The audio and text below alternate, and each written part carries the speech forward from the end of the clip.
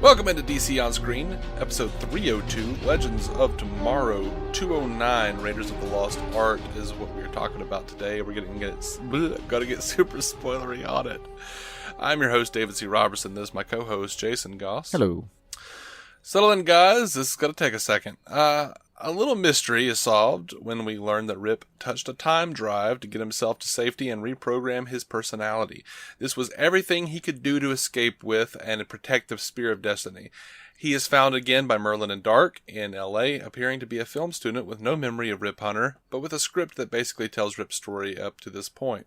They try to kidnap him, the legends head them off, and Rip is arrested in the chaos. Also, George Lucas drops out of film school. Sara, Stein and Mick succeed in kidnapping him from prison, but utterly fail to convince him that he is a time master. The change in careers for Lucas creates a time aberration that causes Nate to lose his history knowledge and steal his powers. It also causes Ray to be only really smart and suitless, rather than incredibly smart and in possession of the Atom suit.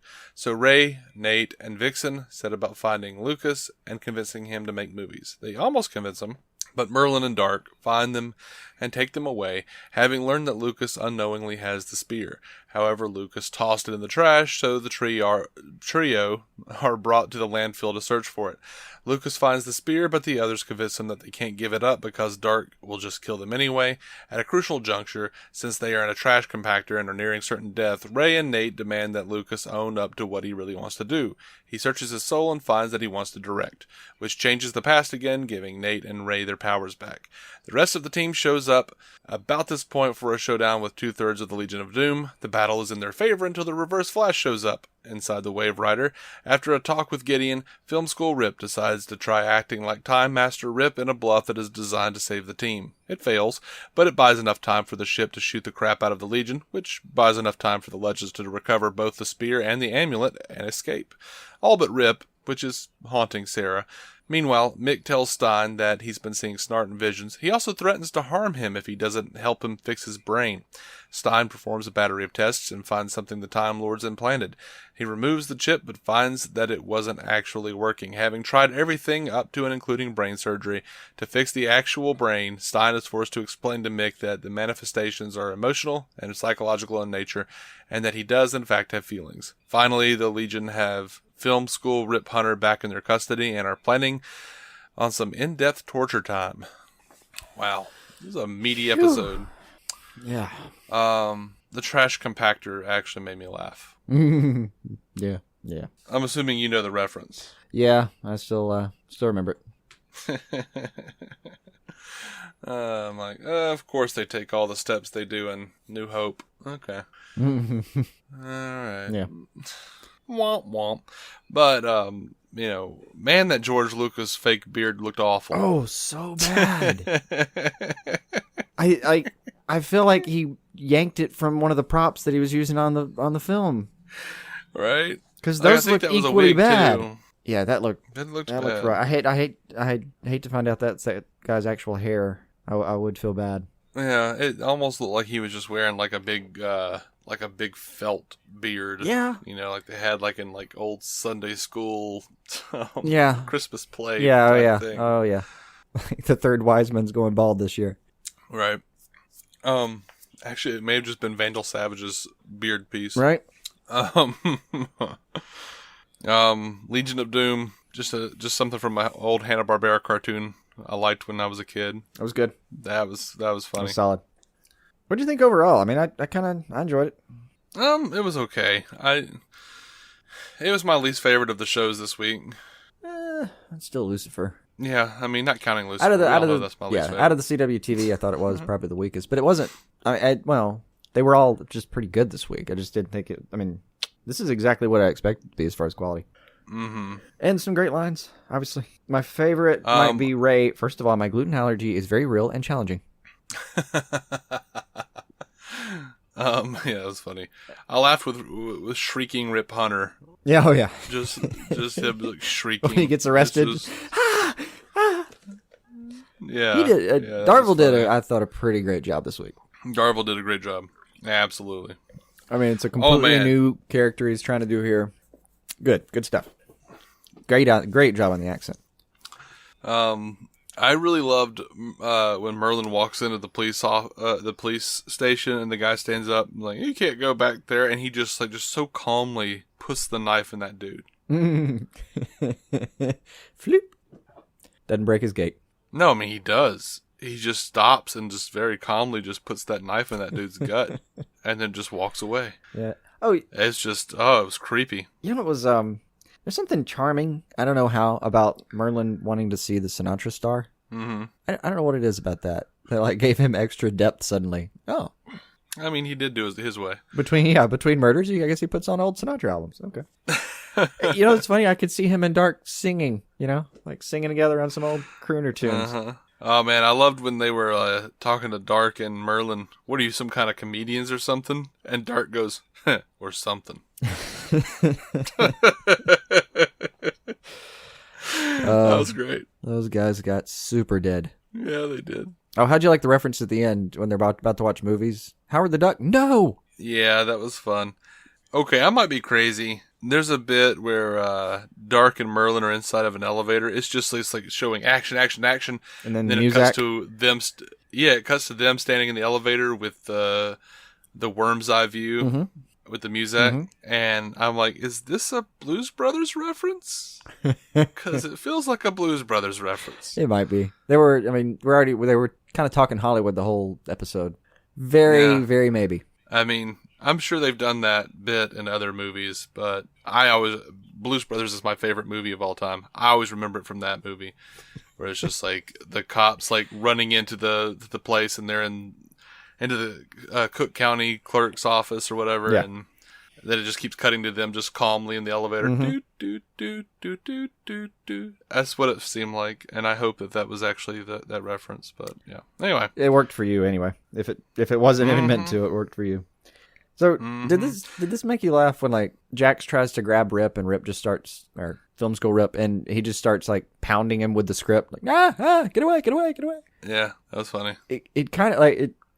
That was when I knew exactly what kind of episode I was going to be in for. It's like, did I just watch him attack him with a rolled up pizza with a rolled up script? Okay, all right. Yeah. This is for my we're money. Gonna go for it, aren't we? Yeah, for my money, they could have said, "Hey, let's not do that so much and focus a little more on why George Lucas decides to leave film school because of this." Like, I mean, he probably because I just assumed he shit his pants and was like, "I'm out of here." What does that have to do with anything? Superheroes could still show up and kill him as a car dealer, car salesman, or whatever. I think he was an insurance salesman. I'm not sure. Whatever it was, I don't remember, but yeah, it may be an insurance. I thought it said that he had like moved out of LA. Maybe he just thought like, you know what, fuck LA, I'm out of here. This is no. Maybe I see your point. You can get killed by super people anywhere. But he was, traumatized outside in the parking lot of the film school. So he was just like, you know what? I'm out. I'm gone. I'm done. Peace. Right. I like the button they put on that. George Lucas has the spear of destiny. Yeah, it was patently ridiculous. Yeah, but you know what's funny though? The compactor scene. They find the spear. That's great. They ask him like, what do you really want to be? And I want to direct. It kind of like seems like it's cheap in a way, but it's technically sound. Like they made him finally own up to like, you know what, I don't care how scared I am, I want to direct movies. So now they've changed the past without ever having to go to it, just by convincing him of his own convictions, you know? No. I get how it works. It just seemed a little cheapish. Absolutely. It's one of those weird times where you're like, no, I know it works on paper, but damn. I didn't dig that. They just kind of threw it in. Malcolm steals the totem of Zimbabwe from Vixen, and then she steals it back. That's fine with it. I mean, he yanks it with one good move, and she pickpockets him with one more good move. Yeah. I mean, if I'm to understand it correctly, she's bonded with the totem, so there's not really a way that he could have used it anyway, right? No, but it does depower her. Right. Which is enough to... It's enough. Yeah, definitely enough. Let's just leave it at that. It advanced the script. I enjoyed Mick saying that Snart was a time ghost. That was funny. That was good. Everything with Mick, as usual. I was... did you cut? I was a little... I'm trying to remember if I got this right. He comes out, they clip to him, and he's finishing a sentence. Ever since then, I've been afraid of giant frogs. Stop everything and tell me the rest of that story. Oh, when Vixen throws Malcolm Merlyn, that damn Wilhelm scream. Oh, did they use it? Absolutely. Oh, shit. I didn't catch that. Through, Yeah.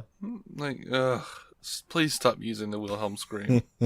They don't do it on Arrow too much that I know of, that I've recognized, so I'm assuming it's a Phil Klemmer thing. Maybe. I mean, I don't know. It's infamously in Star Wars, so that's it's an in-house reference, but yeah. Actually, I caught know, that but they've done it on Legends a few times though. Have they? God. I'm pretty sure I caught that in Clerks the other day. I think that maybe where I heard it somewhere in the View Askew universe. I laughed. We watched some kind of like all at once. I lost track of where it was. Mm-hmm. Long weekend. But no, mix stuff. I don't do feelings. Run a test. Fix my brain. So we've got a non-brain surgeon digging shit out of Mick's head. Yeah. Everybody comes by. What are you doing? Only to be brain like, surgery. All right. Only to find that okay, it was just your imagination. Yep.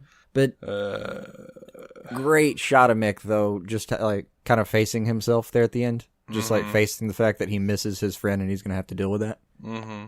Fantastic with that. You know what actually made me laugh more than it should have? When Nate and Ray are going all flowers for Algernon. They go find Lucas, right? Good pull. Yeah, they go find Lucas, right? And they're trying to just talk him into it. And they're trying to convince him they're not doing a good job. Vixen decides, like, boys, just shut the fuck up and let me take care of this. Right before they do that, though, Nate comes on. Nate, like, pops back on screen real quick. He's like, psh, stay in school. I don't know what it was. It's the way he popped back on screen, kind of, and the finger. It made me laugh. Sorry. Don't know why. I don't have to. It's laughter. Yeah. You don't have to know. Hey, you know what? I like that. I liked George Lucas's Cool Hand Luke poster. Yeah. That was a cool poster, wasn't it? I mean, I've seen the poster a bunch of times before. It's the classic poster, but I like it every time I see it. No, I don't remember that. I don't remember any artwork like Cool from Hand Luke. Cool Hand Luke. So, explains that. Oh, one more Mick line early on. But I'm a doctor of nuclear physics. Same thing. If you tell anyone I'm going to kill you, I believe you. Yeah. Now, this is what really struck me. Mick has a drum set, a guitar, and I think a bass guitar in the background in his little cubby hole. Yeah. Oh my God, can we do that one episode? I feel like Maybe. Nate is probably the kind of guy who at least learned how to play some classic rock on guitar. Doesn't that feel right? I'm pretty sure Brandon Routh knows how to at least play some bass based off Scott Pilgrim. Maybe. At least I remember him knowing how to hold one. Hopefully he can play a little of it. And then Mick on the drums. Can we walk in and like one episode they're just making like a raucous mess back there and Sara comes in and goes, "What the hell are y'all doing?" I don't know, man. "Oh, we're practicing. Practice better. You suck." Oh. Then just go right back to playing badly. Sara storms away. Oh, freaking boys. Yeah. Or just walks away. Children. I'm on the ship with children. Children are in charge of time now. But she always seems like she's saying that somewhere. I know. Somehow. She's really taken on this like this I'm in charge of these guys role. I like what they've done with her. Yeah. I think that's all I've got for this episode. Yeah. I mean, where does it leave us? We got several other pieces of the Spear of Destiny out there. I guess we'll be looking for those. Do we have several other pieces? Well, they only have a piece of the Spear of Destiny, I thought. Oh. I assume you have to have all of it, maybe? Not permanently changes reality. That's interesting, though. Yeah, I've lost track. Yeah, it was a heavy episode. Oh, just one more good line. Rip there when he's at the end, about to get tortured. Full-time student, part-time recreational drug user, seriously regretting the latter right now. Yeah, that was funny. That'll do it. I'm good. Yeah, he was the highlight of the episode, though. He really was. It was really cool to see him as a completely different character. It was, and again, great job on it. He did a great job. Yes. I mean, not that I haven't seen him as several characters throughout, his career. Yeah, of course, but been watching that guy for a minute. But for the CW universe this week, there's some serious MVPs on performances. All right, guys. We are DC On Screen. You can find every episode at dconscreen.com. We're proud members of the Giant Size Team Up Network, giantsizesteamup.com. Track us down on Facebook and Twitter, DC On Screen, one word, or you can email us, dconscreen@gmail.com if you want to get in contact with us. Proud members of the Batman Podcast Network. Give those 5-star written reviews on iTunes or Stitcher to be entered into the giveaway. 1 out of 10 will win a $15 or less DC trade paperback, DVD, or Blu-ray of your choice. We are going to be coming right back with a recap and review of Arrow 510. Who are you? Until then, keep some DC on your screen.